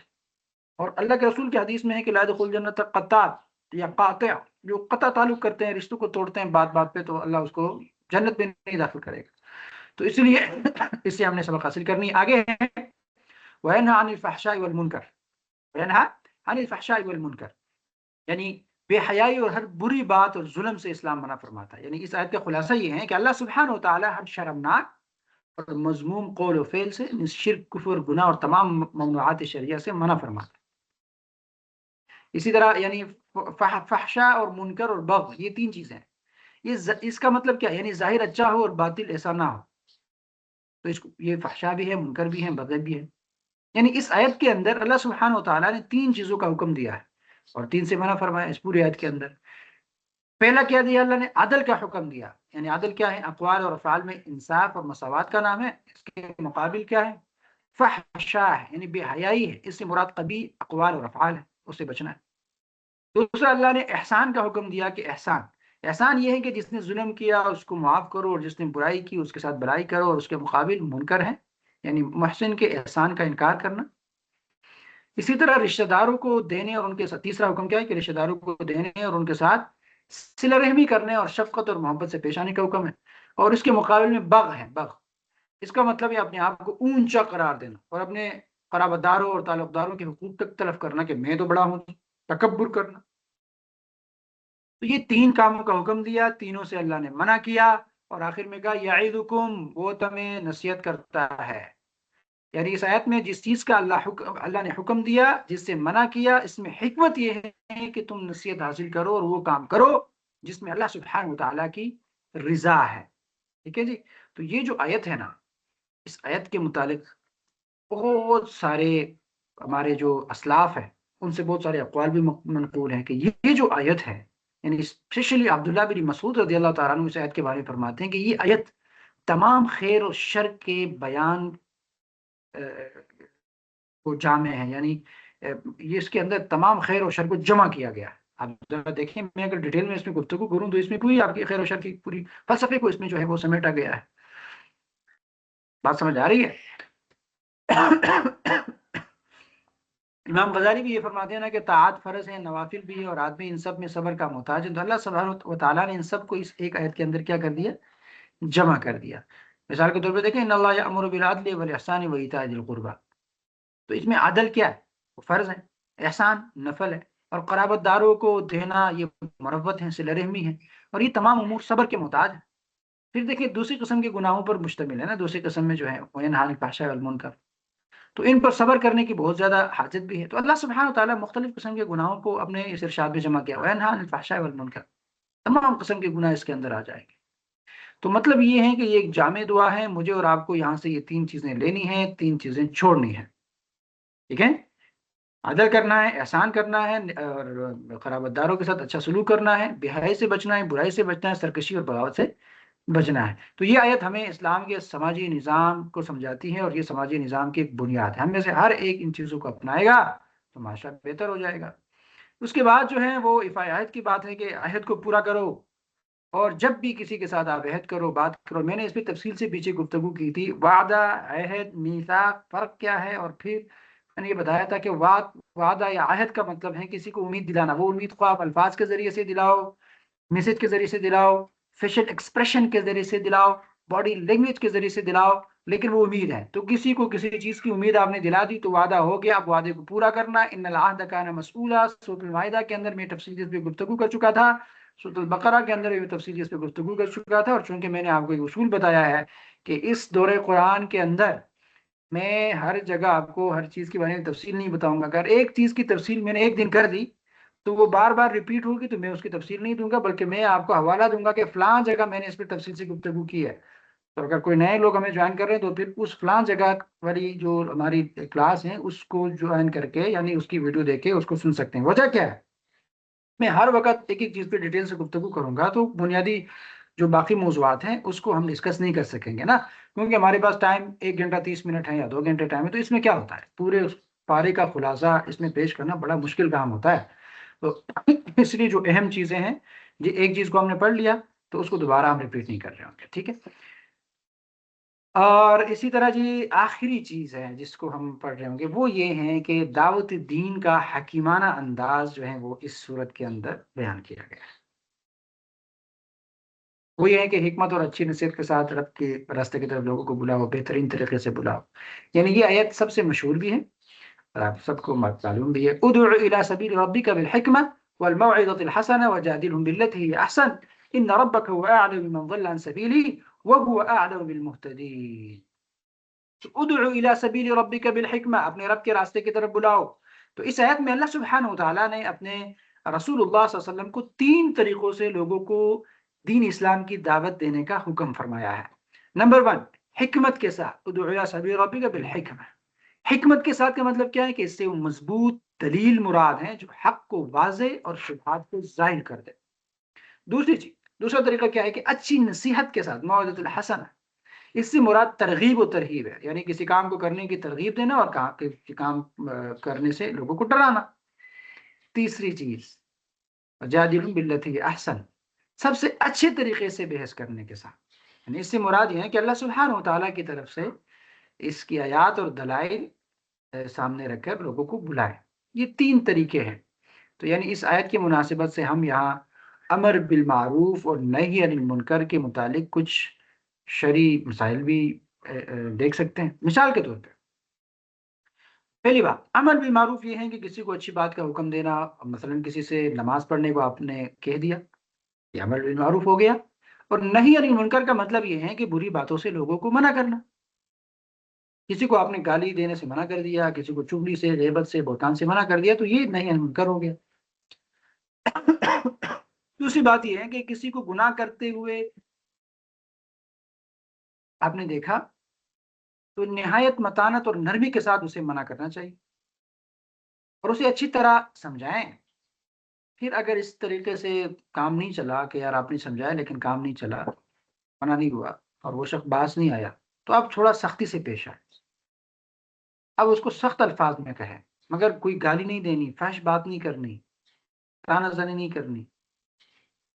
اگر اس سے بھی کوئی کام نہیں چلا، سختی سے بھی نہیں چلا، تو جو شخص ہاتھ سے کام کر سکتا ہے تو پھر ہاتھ سے کام، یعنی اللہ کے رسول کی حدیث ہے نا کہ آپ میں سے کوئی بھی کسی برائی کو دیکھے تو یا کیا کرے جی، اپنی زبان سے منع کرے، زبان سے منع نہیں ہو رہا، پھر ہاتھ سے منع کرے، ہاتھ سے منع نہیں کر سکتے، پھر کیا کرے، دل میں برا مانے، اور یہ سب سے کم ترین درجہ ہے ایمان کا۔ پوائنٹ سمجھ آ رہا ہے؟ تو یعنی ہم نے ہاتھ کی جو بات کی نا، یہ تو دیکھیں اس میں فتنے کو بھی سامنے رکھنا ہے، قانونی پہلو کو بھی سامنے رکھنا ہے، کیونکہ قانون کو اپنے ہاتھ میں نہیں لینا۔ اس ملک کے اندر آپ رہتے ہیں، اس ملک کا قانون آپ کو اجازت دیتا ہے، نہیں دیتا تو آپ ہاتھ نہیں اٹھا سکتے، بغاوت نہیں کر سکتے۔ آپ کا کام پھر وعظ و نصیحت ہے، اور وہ زبان کے تھرو آپ پر۔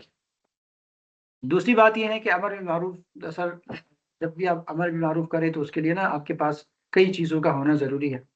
مثال کے طور پہ علم آپ کے پاس ہو تو آپ امر بالمعروف نہیں منکر کریں گے نا، کیونکہ جسے علم نہ ہو اور وہ اس کام کو اچھی طرح سے انجام نہیں دے سکتا، وہ جانتا نہیں ہے تو کیسے تبلیغ کرے گا، تشہیر کرے گا، اشاعت کرے گا، کیسے لوگوں کو پیغام پہنچائے گا؟ تو سب سے پہلے خود تو نالج حاصل کریں، خود تو جس چیز کی آپ تعلیم دے رہے ہیں اس کے بارے میں پہچان لیں۔ دوسری چیز یہ ہے کہ جو تعلیم اور جو ترویج اور ارشاد دین اور تبلیغ کا کام آپ کر رہے ہیں، اس سے مقصود اللہ کی رضا ہو، دین اسلام کی سربلندی ہو، کوئی اور مقصد نہیں ہو کہ لوگ مجھے بڑا اچھی مسلمان کہے، لوگ مجھے کہیں کہ ہاں یہ تو بڑی اچھی ہیں، دین کے ساتھ ڈٹے ہیں، فلاں فلاں فلاں۔ یہ چیزیں مقصد نہ ہو بھائی صاحب، مقصد کیا ہو؟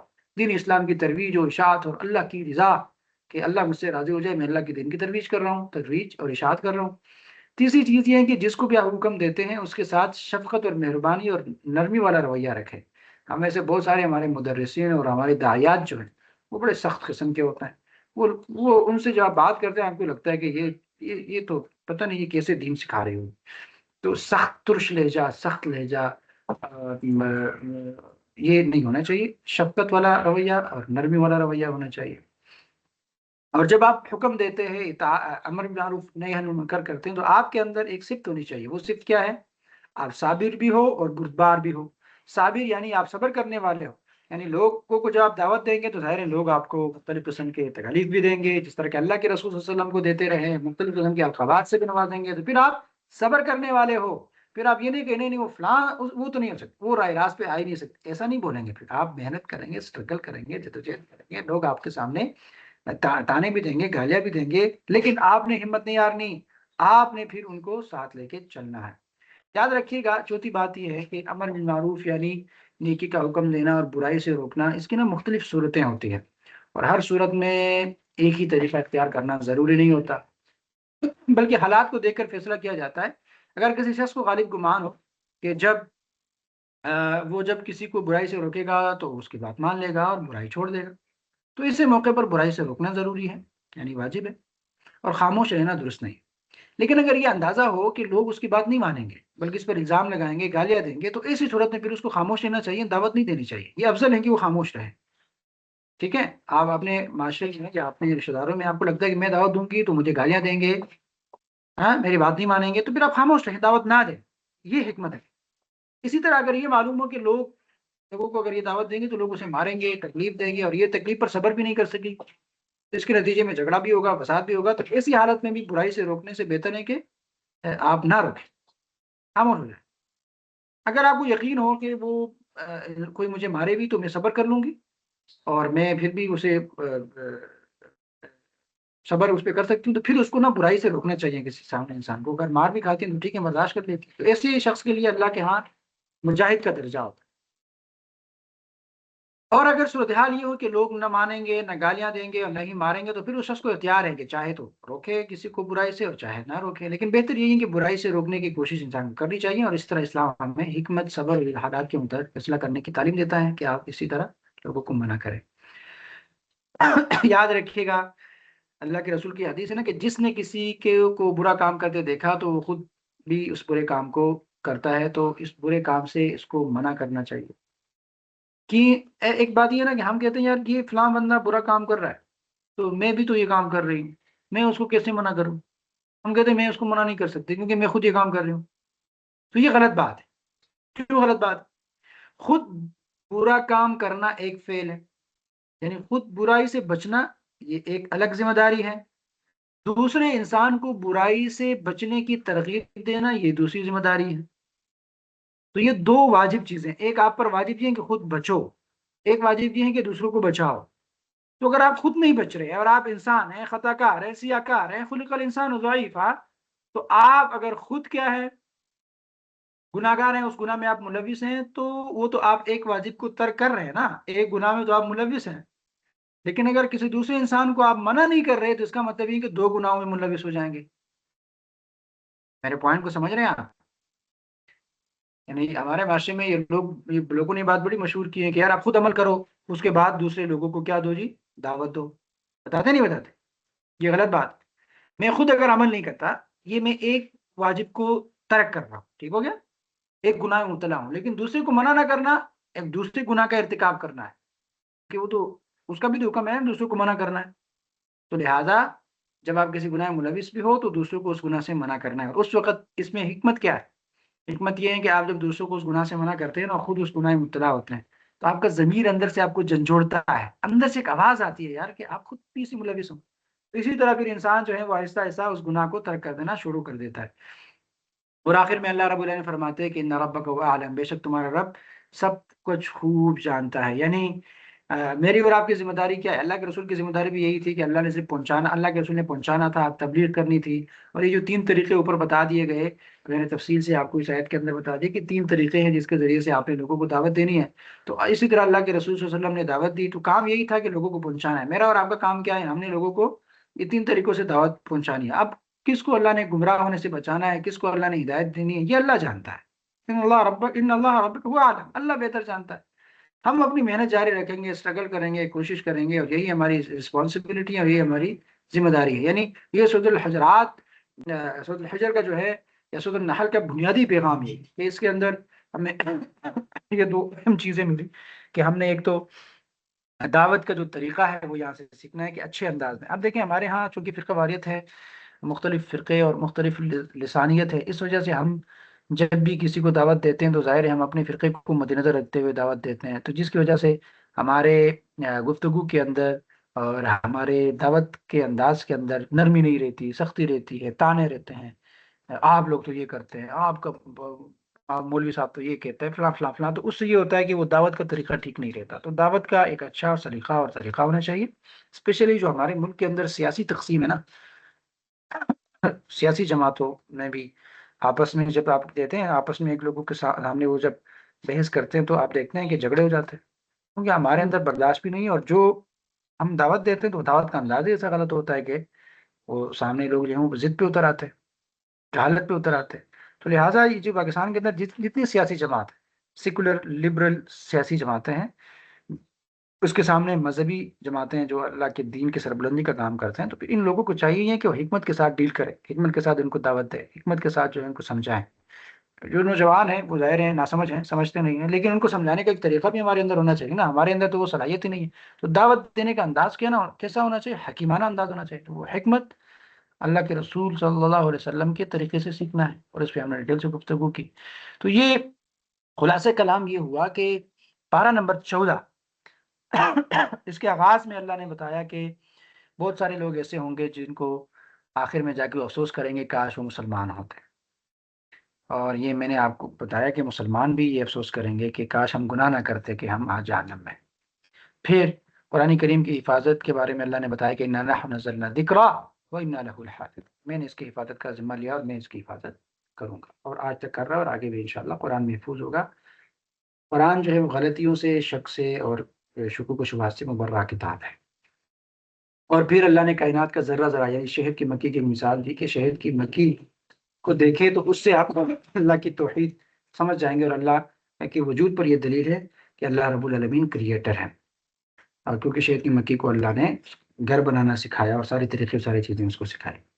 اسی طرح مجھے اور آپ کو یہ صورت یہ پیغام دیتی ہے کہ اللہ کی نعمتوں کا شکر ادا کیا جائے، اور پھر معاشرتی انصاف، عدل و انصاف کو اپنایا جائے، بے حیائی اور فحاشی اور عریانی کو ترک کیا جائے، اور آخر میں دعوت دین کا طریقہ کار بتایا کہ حکمت اور بصیرت کے ساتھ جو کچھ آپ اس دورہ قرآن کے اندر سیکھ رہے ہیں یہ اپنے تک محدود نہیں رکھنا، یہ آگے لاکھوں کروڑوں لوگوں تک پہنچانے کا عزم کرنا ہے۔ اللہ رب العالمین ہم سب کو قرآن فہمی اور قرآن کریم کی حفاظت اور قرآن تعلیمات پر عمل کرنے کی توفیق عطا فرمائے، آمین یا رب العالمین۔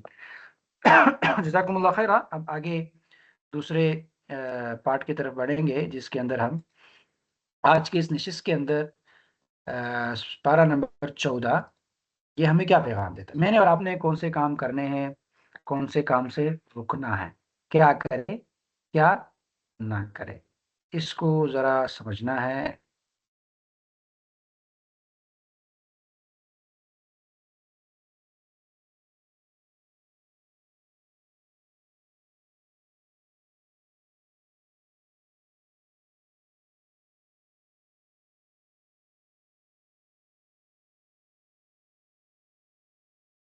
جی، تو آپ سب کے سامنے اسکرین بھی شو ہوگی جو ہمارے آن لائن ہیں، اور جو آن کیمپس ہمارے احباب ہیں تو وہ تو اپنے کتابیں کھول لیں گے۔ تو یہ جو کیا کریں کیا نہ کریں، ٹھیک ہے۔ پارہ نمبر 14 احکامات و ممنوعات، اس میں کیا پہلی بات یہ ہے کہ اللہ کی تعریف کرو۔ سوری، یہ کہاں کیا شروع ہو گیا، یہ تو الٹ کام ہو گیا۔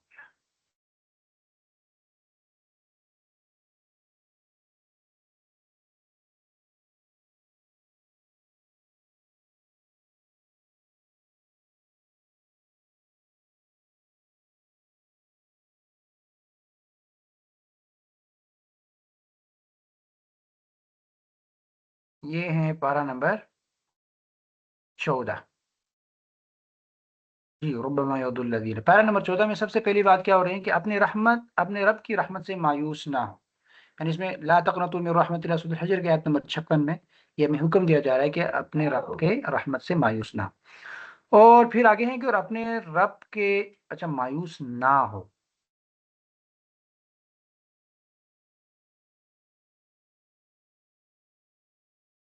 ٹھیک ہے۔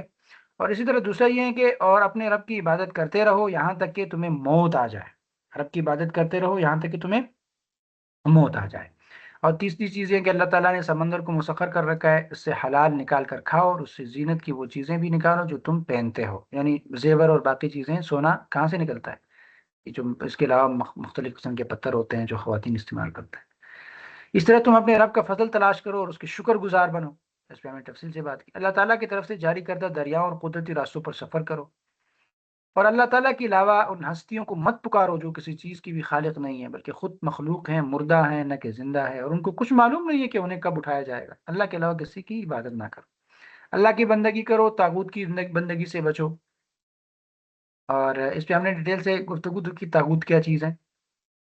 ہر وہ چیز جو اللہ اور رسول سے آپ کو دور کرے وہ طاغوت ہیں۔ وہ نظام بھی ہو سکتا ہے، ماں باپ بھی ہو سکتے ہیں، قانون بھی ہو سکتا ہے، وہ آپ کے سوشل کانٹیکٹس بھی ہو سکتے ہیں، آپ کے دوست بھی ہو سکتے ہیں، مگر اللہ سے آپ کو دور کر رہے ہیں تو اس سے بچو۔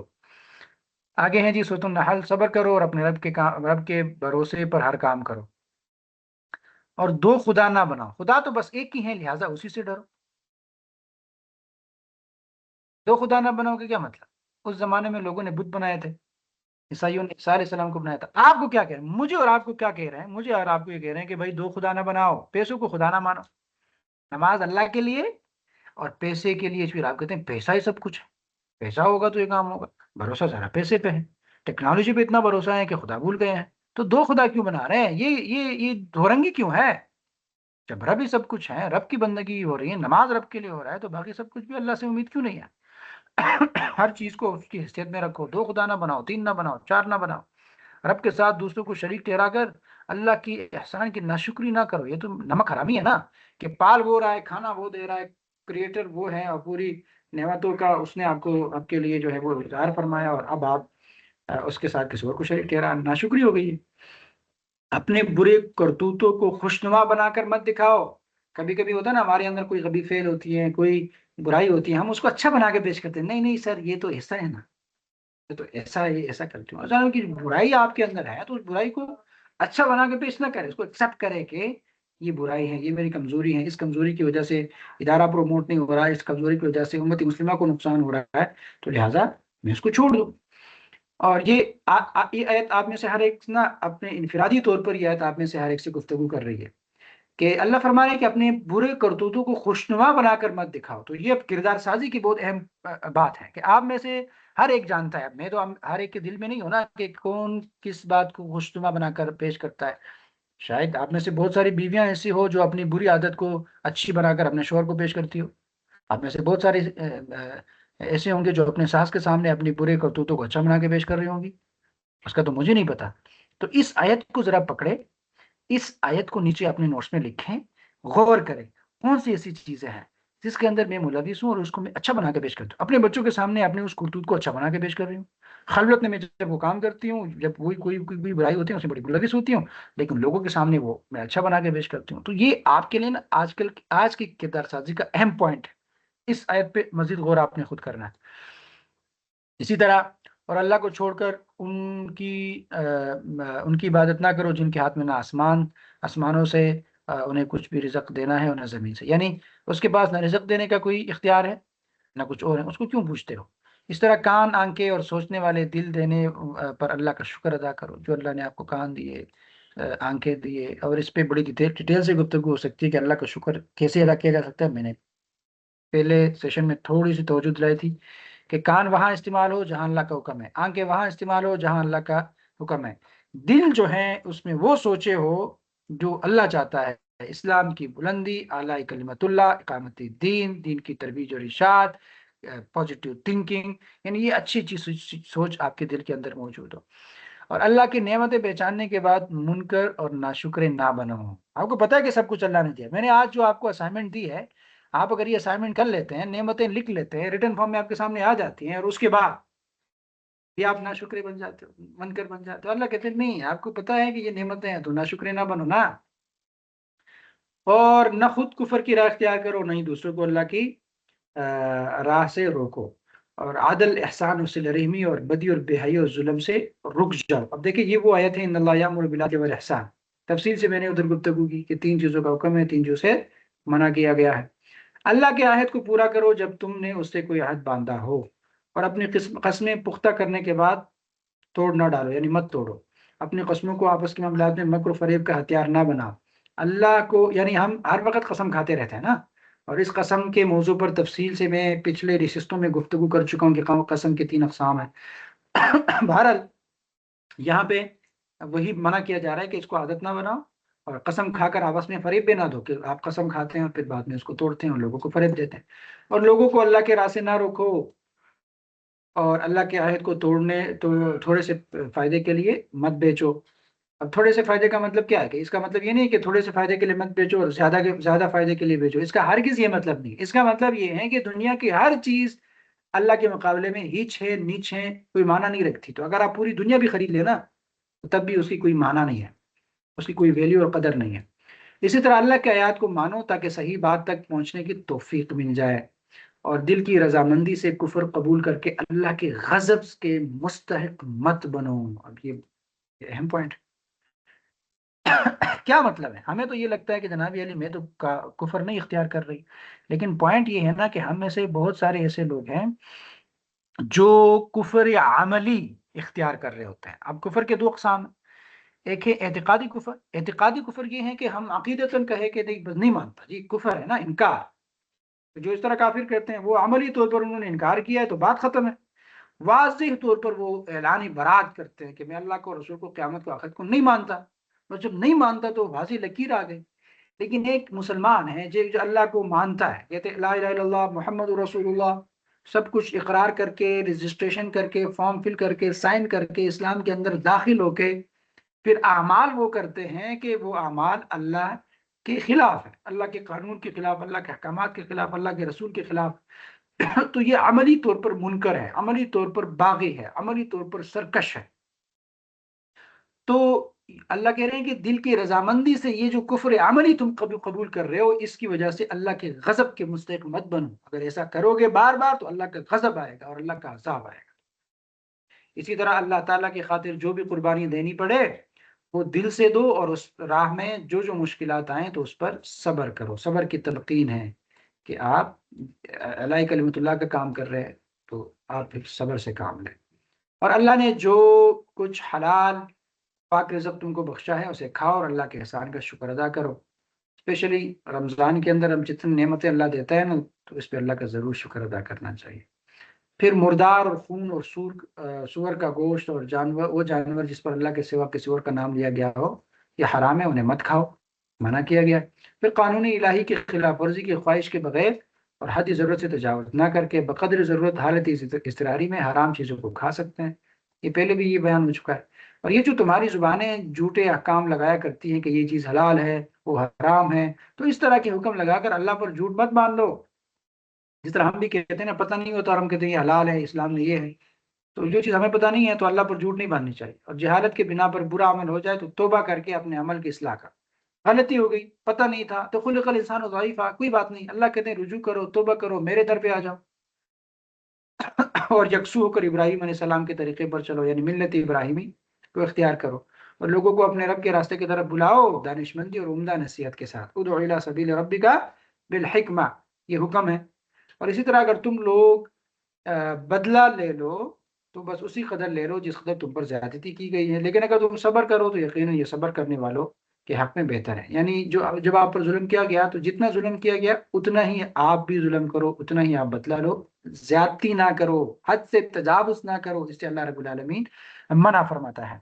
تو یہ جی آج کے نشست یعنی پارہ نمبر 14 کے اوامر و نواہی تھے، کیا کرنا ہے کیا نہیں کرنا، کون سے احکامات ہیں جس کو ہم نے اپنانے ہیں، کون سے نواہی ہیں جس سے ہم نے اپنے آپ کو بچانا ہے، یہ مکمل ہو گیا۔ اللہ رب العالمین ہم سب کو ان تمام باتوں پر عمل کرنے کی توفیق عطا فرمائے، اور اللہ رب العالمین ہم سب کو یہ سلسلہ جو ہم نے جاری رکھا ہے اس کو ہمیشہ ہمیشہ جاری رکھنے کی توفیق عطا فرمائے۔ اور آپ چونکہ رمضان شروع ہو چکا ہے اور یہ جو ٹائم ہوتا ہے نا، اس ٹائم عمومی طور پر لوگ سوئے ہوتے ہیں، تو دیکھیں رمضان سونے کا نام نہیں ہے بھائی، اس سے فائدہ اٹھانا ہے۔ اور آپ کے بہت سارے جتنے بھی رشتہ دار ہیں، جتنے بھی آپ کے حلقہ احباب ہیں، اس ٹائم اسپیشلی خواتین اور یہ باقی وہ فری ہوتی ہیں اور یہ بھی ویلے سوئے ہوتے ہیں، تو لہٰذا یہ بقیہ جتنا ہمارا تقریباً 16 پارے رہتے ہیں، اس میں باقی لوگوں کو بھی شامل کروائے۔ ہماری کلاس کی بہت وسعت ہونی چاہیے تاکہ ہم کیونکہ اتنی محنت کر رہے ہیں زیادہ لوگوں تک پہنچے۔ اور ابھی آپ نے سنا نا، ادعو الی سبیل ربک بالحکمہ، تو یہ صرف میری ذمہ داری نہیں ہے کہ بس سر نے جو ہے وہ لوگوں کو بھی بلانا ہے، پریزنٹیشن بھی بنانی ہے، اس سے ویڈیو بھی بنانی ہے، اس نے سارا کچھ کرنا ہے، نہیں جناب، آپ میں سے ہر ایک نے لوگوں کو بلانا ہے، دعوت دینی اور حکمت کے ساتھ دینی ہے، تو لوگوں کو اس میں شامل کروائیں تاکہ بقیہ جو 15 اسباق ہیں اس میں ہماری کلاس مزید وسیع ہو جائے اور اس میں زیادہ سے زیادہ لوگ مستفید ہو جائیں۔ یعنی جتنا ہو سکتا ہے کہ یہ جو رمضان ہے اس میں ہم زیادہ لوگوں تک پہنچے اور زیادہ لوگوں کی زندگی بدلے، تو اللہ رب العالمین اس میں ہم سب کو اجر بھی دے گا اور ہم سب کے لیے ذریعہ نجات بنے گا، یہی تو صدقہ جاریہ ہوتا ہے۔ تو جی اللہ آپ سب کی شرکت کو قبول فرمائے، سعیوں کو قبول فرمائے، اور اللہ آپ کے رمضان کو برائیوں سے محفوظ بنائے اور رمضان کے تمام عبادات کو قبول فرمائے۔ مجھے اپنے دعا میں یاد رکھیں، اپنا بہت سارا خیال رکھیں، ملتے ہیں کل کے نشست میں، تب تک کے لیے اللہ حافظ، اللہ نے کے بعد، السلام علیکم ورحمۃ اللہ۔ وعلیکم السلام، جزاک اللہ سر۔